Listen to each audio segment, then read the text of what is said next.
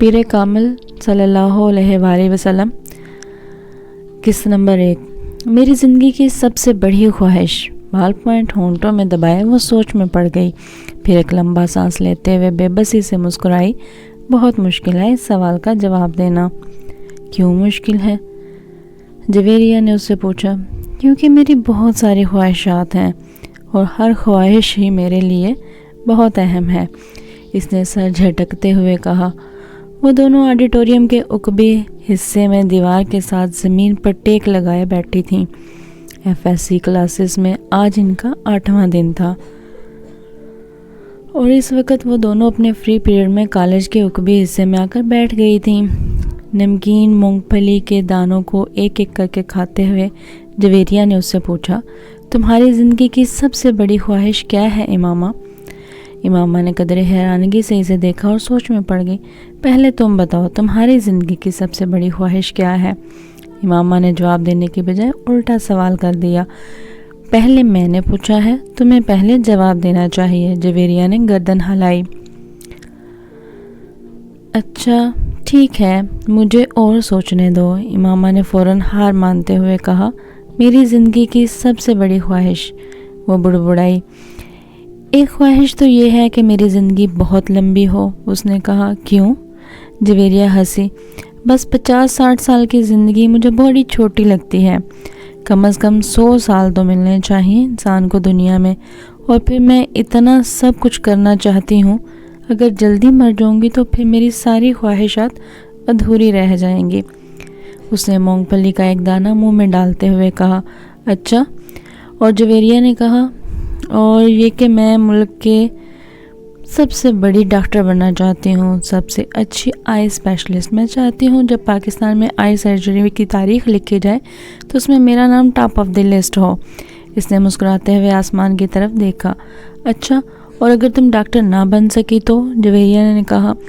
آخر یہ میرٹ اور قسمت کی بات ہے، ایسا ممکن ہی نہیں۔ میں اتنی محنت کر رہی ہوں کہ میرٹ پر ہر صورت آؤں گی۔ پھر میرے والدین کے پاس اتنا پیسہ ہے کہ میں اگر کسی میڈیکل میں نہ جا سکی تو وہ مجھے بیرون ملک بھیج دیں گے۔ پھر بھی اگر ایسا ہوا تو تم ڈاکٹر نہ بن سکو تو ہو ہی نہیں سکتا۔ یہ میری زندگی کی سب سے بڑی خواہش ہے۔ میں اس پروفیشن کے لیے سب کچھ چھوڑ سکتی ہوں، یہ میرا خواب ہے، اور خوابوں کو بھلا کیسے چھوڑا جا سکتا ہے؟ امپاسبل۔ امامہ نے قطعی انداز میں سر ہلاتے ہوئے ہتھیلی پر رکھے ہوئے دانوں میں سے ایک اور دانہ اٹھا کر منہ میں ڈالا۔ زندگی میں کچھ بھی ناممکن نہیں ہوتا، کچھ بھی ہو سکتا ہے۔ فرض کرو کہ تم ڈاکٹر نہیں بن پاتی تو پھر تم کیا کرو گی؟ کیسے ری ایکٹ کرو گی؟ امامہ اب سوچ میں پڑ گئی۔ پہلے تو میں بہت روؤں گی، بہت ہی زیادہ، کئی دن، اور پھر میں مر جاؤں گی۔ جویریہ بے اختیار ہنسی۔ اور ابھی کچھ دیر پہلے تو تم کہہ رہی تھی کہ تم لمبی زندگی چاہتی ہو، اور ابھی تم کہہ رہی ہو کہ تم مر جاؤ گی۔ ہاں تو پھر زندہ رہ کر کیا کروں گی؟ سارے پلانز ہی میرے میڈیکل کے حوالے سے ہیں، اور یہ چیز زندگی سے نکل گئی تو پھر باقی رہے گا کیا؟ یعنی تمہاری ایک بڑی خواہش دوسری بڑی خواہش کو ختم کر دے گی؟ تم یہی سمجھ لو۔ تو پھر اس کا مطلب تو یہی ہوا کہ تمہاری زندگی سے بڑی خواہش، سب سے بڑی خواہش ڈاکٹر بننا ہے، لمبی زندگی پانا نہیں۔ تم کہہ سکتی ہو، اچھا اگر تم ڈاکٹر نہ بن سکی تو پھر مرو گی کیسے؟ خودکشی کرو گی یا طبعی موت؟ جویریہ نے بڑی دلچسپی سے پوچھا۔ طبعی موت ہی مروں گی، خودکشی تو کر ہی نہیں سکتی، امامہ نے لاپرواہی سے کہا۔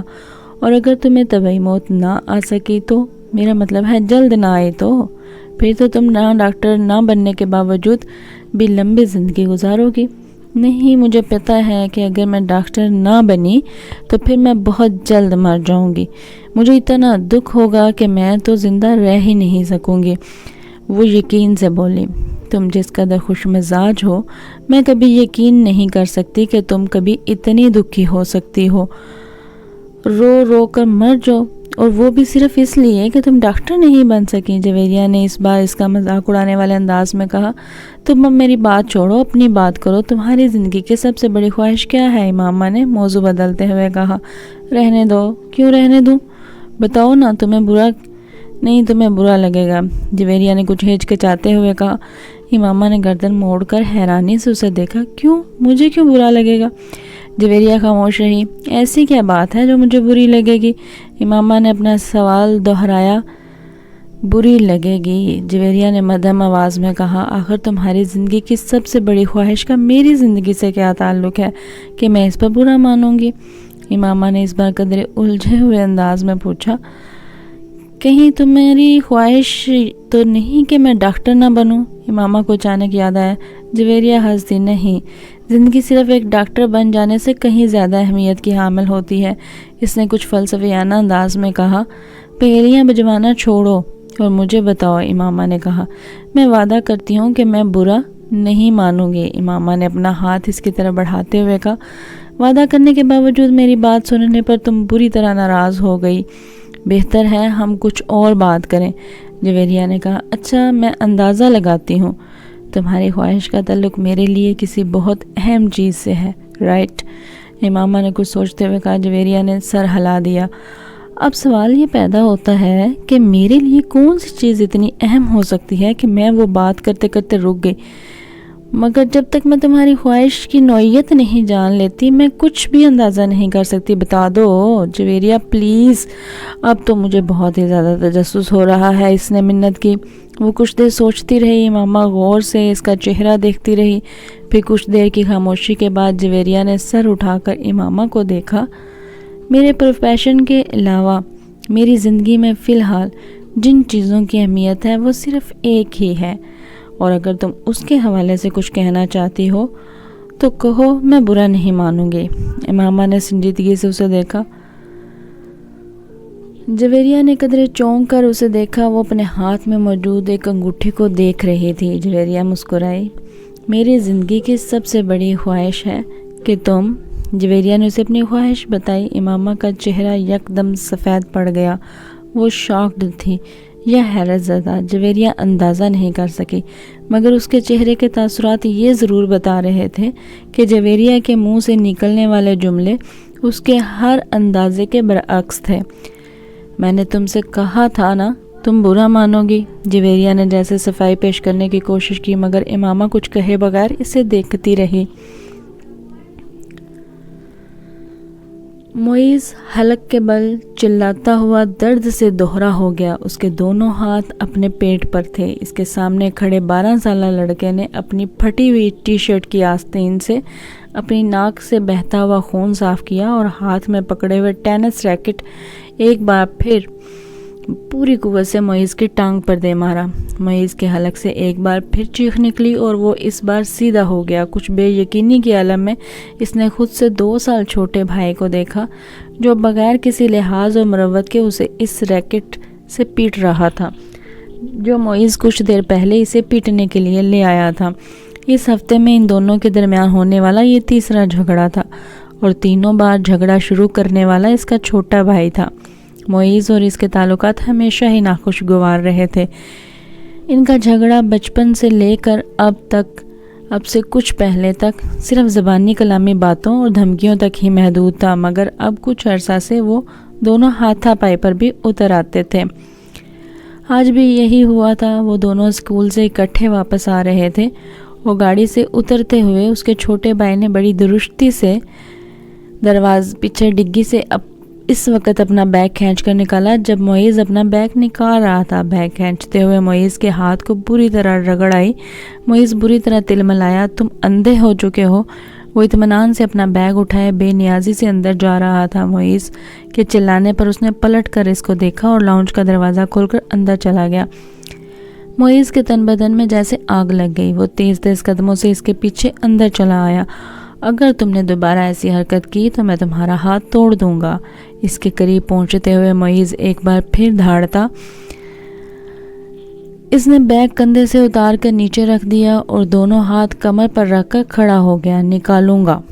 تم کیا کرو گے؟ ہاتھ توڑ دو گے؟ اتنی ہمت ہے؟ یہ میں تمہیں اس وقت بتاؤں گا جب تم دوبارہ یہ حرکت کرو گے۔ معیز اپنے کمرے کی طرف بڑھا، مگر اس کے بھائی نے پوری قوت سے اس کا بیگ کھینچتے ہوئے اسے رکنے پر مجبور کر دیا۔ نہیں، تم مجھے ابھی بتاؤ۔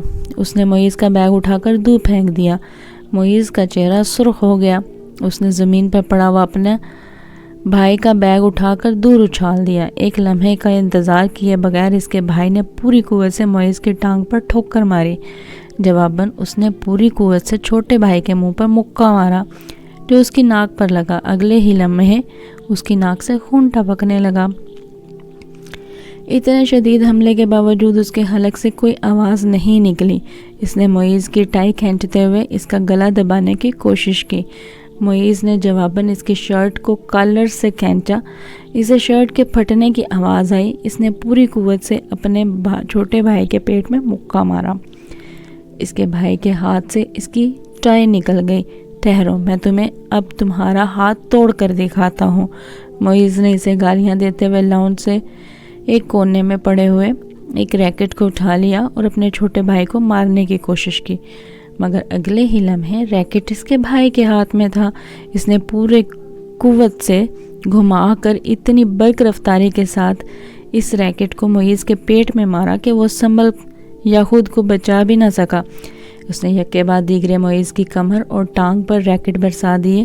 اندر سے ان دونوں کا بڑا بھائی اشتعال کے عالم میں لاؤنج میں آ گیا. کیا تکلیف ہے تم دونوں کو؟ گھر میں آتے ہی ہنگامہ شروع کر دیتے ہو. اس کو دیکھتے ہی چھوٹے بھائی نے اٹھا ہوا ریکٹ نیچے کر لیا. اور تمہیں شرم نہیں آتی؟ اپنے سے بڑے بھائی کو مارتے ہو. اس کی نظر اب اس کے ہاتھ میں پکڑے ریکٹ پر گئی. نہیں آتی، اس نے بڑی ڈھٹائی کے ساتھ کہتے ہوئے ریکٹ ایک طرف اچھال دیا اور بڑی بے خوفی سے کچھ فاصلے پر پڑا ہوا اپنا بیگ اٹھا کر اندر جانے لگا. معیز نے بلند آواز میں سیڑھیاں چڑھتے ہوئے اپنے چھوٹے بھائی سے کہا، تم کو اس کا خمیازہ بھگتنا پڑے گا. وہ ابھی تک اپنی ٹانگ سہلا رہا تھا. ہاں کیوں نہیں؟ ایک عجیب سی مسکراہٹ کے ساتھ سیڑھیوں کے آخری سرے پر رک کر اس نے معیز سے کہا، اگلی بار تم بیٹ لے کر آنا. ٹینس ریکٹ سے کچھ مزہ نہیں آیا، تمہاری کوئی ہڈی نہیں ٹوٹی. معیز کو اشتعال آ گیا. تم اپنی ناک سنبھالو، وہ یقیناً ٹوٹ گئی ہے. معیز غصے کے عالم میں سیڑھیوں کو دیکھتا رہا جہاں کچھ دیر پہلے وہ کھڑا تھا. جاری ہے، اگلی قسط کا انتظار کیجیے. جلد ہی ملتی ہوں آپ سے نئی ایپیسوڈ کے ساتھ. تب تک کے لیے اپنا بہت سا خیال رکھیے. چینل کو سبسکرائب کیجیے. جزاک اللہ خیر. اللہ حافظ.